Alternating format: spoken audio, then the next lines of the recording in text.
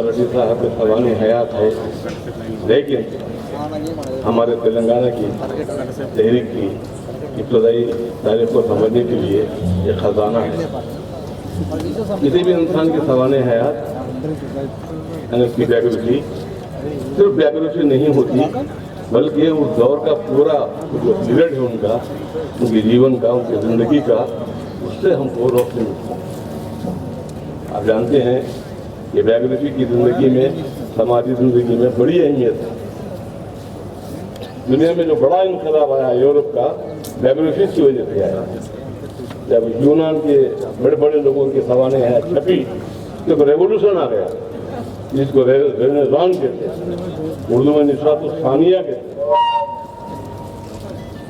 बड़े लोगों की सवानियात पढ़ने से उनके करीब रहने का मजा मिलता है।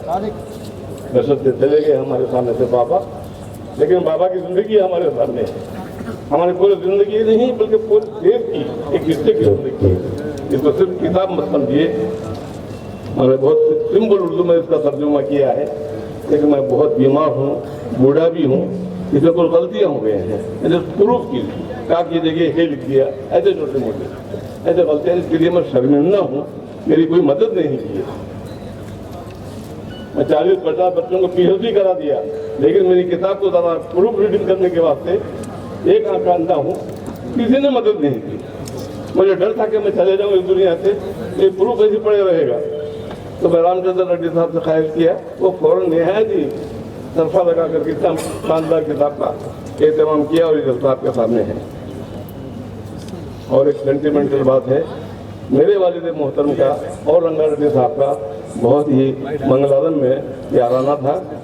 आज मैं एतराफ़ करता हूँ कि रंगा रेड्डी साहब की वजह से हम लोग आबाद हुए, वरना हम बर्बाद हो गए थे।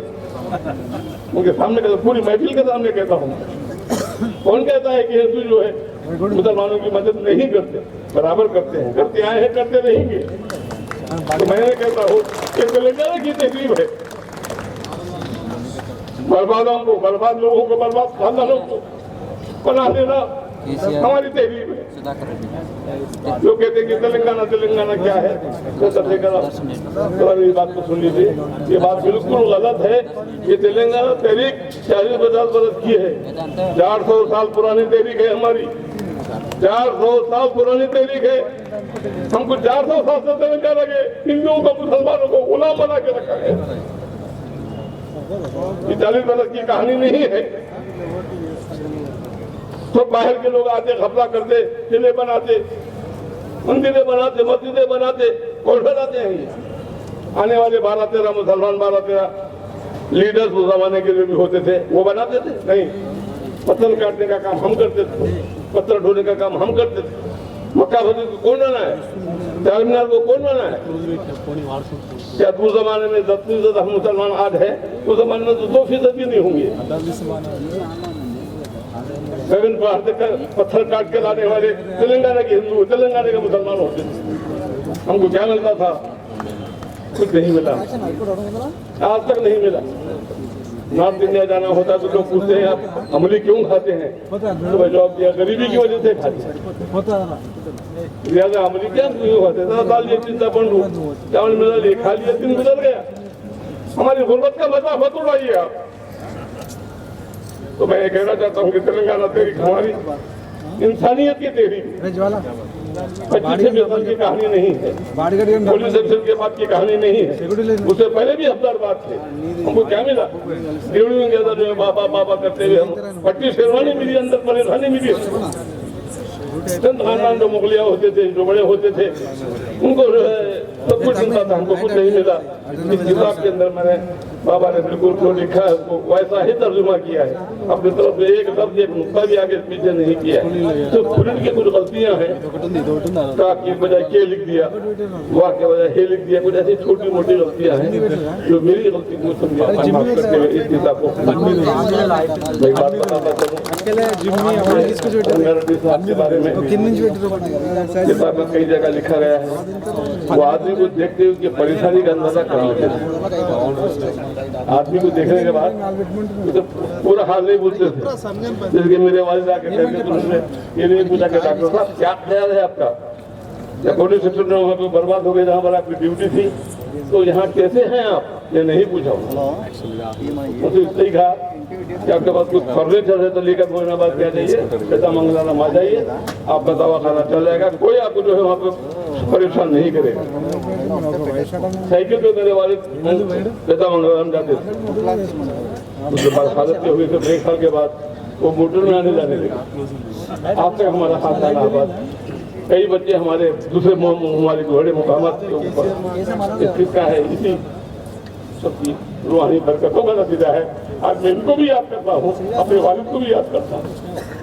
ये किताब नहीं है, ये सवाल-ए-अहद नहीं है, ये सवाल-ए-अहद के साथ साथ तेलंगाना की तहजीब, हिंदू मुस्लिम इत्तेहाद, ये वो शख्स है जो सारी जिंदगी उर्दू में काम किया। सुनाम आ गया था, सब लोग टोपियां उतर रहे थे, तो पहली नमाज इतने बड़े उर्दू के आदमी जो कमीशन कहते थे, उर्दू में अंग्रेजी में उर्दू में काम करते थे, लेकिन जमाना बदलते अंग्रेजी में काम करते थे। जमाना बदलते मेरे महजिद में नाम लेके कह रहा हूँ, कई लोग उर्दू के थे लेकिन काम नहीं करते। गिरा में गिरफ्तार हुआ था, फारसी के आदमी थे, उन्होंने मेरी रामायण को सामने छापने में जो मैंने अनुवाद किया था रामायण का, उन्होंने मदद की थी, उनका एहसान है उनकी का। लेकिन ईमान की बात यह है कि रामकृष्ण राव साहब जैसे बुजुर्ग अंग्रेजी में काम करते, बहुत उर्दू में कम काम करते, लेकिन ये वाहिद शब्द तो जमाने में बतलाते थे ये पूरे एडमिनिस्ट्रेशन उर्दू में चलाया जा सकता है। उनके बाद उनके लिखे हुए जो जजमेंट है सुप्रीम कोर्ट के जैसे बड़े लोगों की जजमेंट की तरह अब मौजूद है, कोई पुराने तारीख नहीं है, सिर्फ 20-25 साल पुरानी कहानी है। नई नस्ल से यही कहना है कि जबानों को सीखिए, जो उर्दू वाले हैं तेलुगु में डूब जाएं, क्योंकि हमारा फर्ज है। हम जानते हैं कि कौन बड़ा अंग्रेज बहादुर था, कौन अंग्रेज शायर था, अंग्रेजी जबान के बारे में बहुत कुछ जानते हैं, लेकिन बहादुर का भाई के बारे में हम नहीं। कितनी अफसोस की बात है, वही जो है तेलुगु बोलने वाले का बहादुर रहता है एक आदमी, उसकी भाषा नहीं जानते, लेकिन इंग्लैंड की तारीफ बहुत जानते हैं। सोचना चाहिए हमको। मैं एक मिसाल देता हूँ, उसके बाद अपने खत्म करूंगा, क्योंकि बड़े बड़े लोग तकलीफ करने वाले हैं। आप जानते हैं कि इस मुल्क में कितने मस्जिदें होंगे, कितने मस्जिदें होंगे पूरे, चलिए फॉर द ग्रांटेड 1 लाख मस्जिद थी। हर मस्जिद में 1000 साल से 5 मरतबा पुकार के कुछ कहते हैं ये लोग अज़ान के नाम से। आज तक किसी को मालूम नहीं थी क्या माने। अब और की 1 लाख मस्जिदों से 1000 साल से रोजाना 5 मरतबा चीख के तो लाउड स्पीकर लगा के बोलते हैं अल्लाह अकबर पुकारते दम नहीं मिलता। लेकिन उस मुसलमानों को 50% मुसलमानों को दिया इसके माने नहीं मालूम, इसके माने नहीं मालूम, क्योंकि हमने तर्जुमे का काम नहीं किया है, ट्रांसलेशन का काम नहीं किया है। न हिंदुओं को मालूम है, ज्यादातर कुछ लोग कन्नड़ा में एक औरत ने मुझे जवाब दिया था, गोतिल्ला हमको नहीं मालूम। मुसलमान औरतों से पूछिए, मर्दों से पूछिए, ऐसा मुझे क्या है, क्या है कि सफाता मुझे इसको ओढ़ लेना चाहिए। तो कितनी जिम्मेदारी है अगर उसके माने समझाए जाए। ईश्वर बड़ा है पुकारते हैं, क्या गलती करते हैं, माने मालूम हो जाए तो रोने लगेंगे लोग। एक पटना साहब के बड़े आदमी थे, वो कहते थे कि जब आता होते तो मैं उठ के बैठ जाता हूँ, स्नान करता हूँ, पूजा करता हूँ। तो कहने का मतलब ये है हम एक दूसरे को समझने की कोशिश करें। एक बहुत बड़ा काज हमारे सामने है, ये लोग लेके आगे बढ़ रहे हैं, उसके पीछे नौजवानों को पूरा मन तौर पर पीसफुल तौर पर आगे बढ़ना है। ये कमाल है हमारा तेलंगाना तहजीब। मैं पूछते कि तेलंगाना तहजीब क्या है, पूरा मन रहने का। पुलिस सेक्टर हुआ, ठीक हुआ था, होना चाहिए था, होना तारीफ का तकाजा तो होना चाहिए था। पुलिस सेक्टर नहीं भी होता तो मर्जर हो जाता, खबर नहीं की, खैर हटाइए। लेकिन आप जानते हैं इतना बड़ा इंकलाब आया, 8 दिन के अंदर कोई मालूम नहीं होंगे क्या हुआ, आपसे मालूम नहीं हुआ क्यों, ये उर्दू बोलने की देरी कबूल कर लेते, अच्छी बात है। वो साहब ने ये साहब रात करेंगे, हम तो वही जैसे थे वैसी है। तो तेलंगाना पर बड़ा जुल्म हुआ है, इसकी हिफाजत करनी चाहिए, इसकी तहजीब की, इसकी आइडियोलॉजी की। हमारा अच्छा मामला इकोनॉमी से जुड़ना चाहिए। हम बर्बाद हो गए इकोनॉमी के लिए, हमारे पास कुछ भी नहीं है, हमारे पूरे मकान तोड़ गए। उनके 12 माले के बिल्डिंग आ गए। उस दिन में हमारे भोलेपन का नुकसान हमने बर्दाश्त किया, हमने उनको मेहमान बनाया और आज जो है हम भुगत रहे हैं सजा।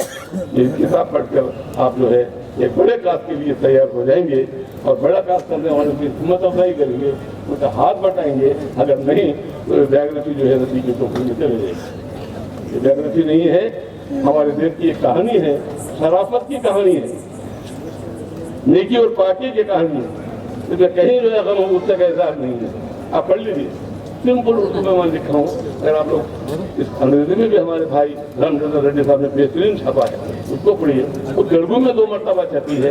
अपने बुजुर्गों को याद करना हमारा फर्ज है। मैं आज उनकी सालगिरह पर बाबा तेलंगाना की रूह को सलामत करता हूँ। उसके साथ अपने वालिद को भी याद करता हूँ, तो उनके साथ काम किए, 30 साल तक काम करे, उनको भी याद करता हूँ, आपको भी याद करता हूँ। और इसी जमाना के साथ ये तेलंगाना तहरीक जो है, तहरीक नहीं है, हमारी जिंदगी का डेवलपमेंट है। इसकी इबादत करना है। खुदा हाफ़िज़।